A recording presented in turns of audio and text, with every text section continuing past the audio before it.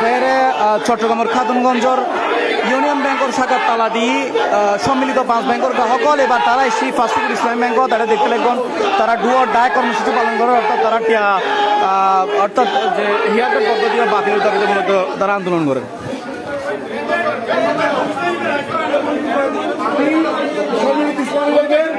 তিনটি ব্যাংক আছে আমি, ইউনিয়ন ব্যাংক, জিআইডি ব্যাংক এবং ফাস্টফুড ইসলামী ব্যাংক। ফাস্টফুড ইসলামী ব্যাংক এই প্রতারণা শুরু করছি ফাস্টফুড ইসলামী ব্যাংক 2021 সাল থেকে। 2021 সাল থেকে আমাদের সাথে যে কন্ডিশনে অ্যাকাউন্টগুলো করা হয়েছিল 21 সাল থেকে এটা অর্ধেকে নিয়ে আসছিল 12% থেকে 6%। ওই যখন মেসিড হয়েছে 24 সালে 25 সালে ওই টাকা ওনারা আটকে রাখছেন। সরকার চলে যাওয়ার পরে গভর্নমেন্ট চলে যাওয়ার আমাদের ওই টাকাগুলো আটকে রাখছেন এবং ওই টাকাগুলো দিচ্ছেন না এবং এই 2-3 বছর যে লাভগুলো আমাদের কন্ডিশনের কথা ছিল ওই লাভগুলো ওনারা আটকে রাখছেন এবং ব্যাংকে কোনো লেনদেনে করাচ্ছে না।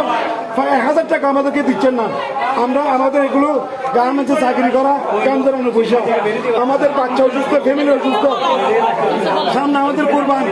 আমাদের এখানে ব্যাংকগুলো খুব অন্যায় করতেছে, প্রথমত ফাস্টফুড ইসলামী ব্যাংক 21 সাল থেকে। Thank you.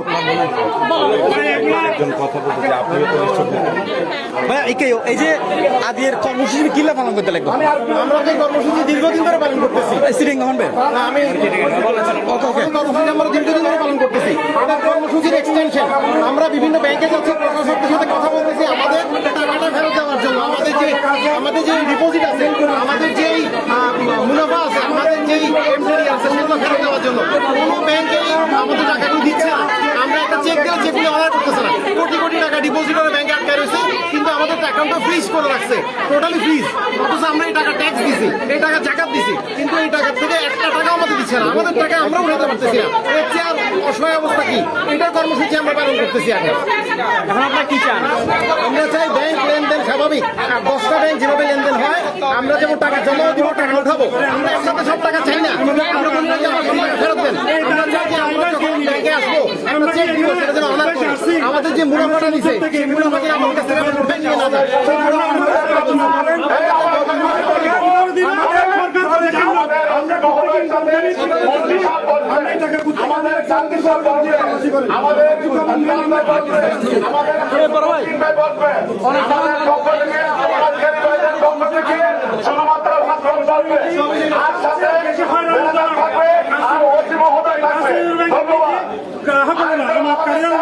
যথেষ্ট পরিমাণ হয়রানি করেন।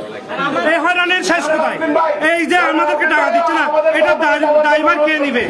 সরকার নিচ্ছে নাকি বাংলাদেশ ব্যাংক নিচ্ছে? বাংলাদেশ ব্যাংক এই ড্রাইভার কত টাকা আড়াইতে পারে? প্রতিটা পরিবারে এখন হাহাকার অবস্থা। আমরা কোথায় যাব?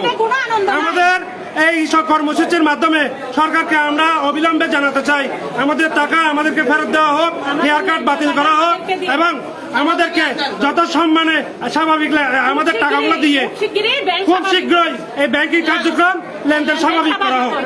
এটাই আমাদের এক দাবি। এছাড়া আমাদের আর কোনো দাবি নেই। আমরা কোনো স্কিম এগুলো মানি না।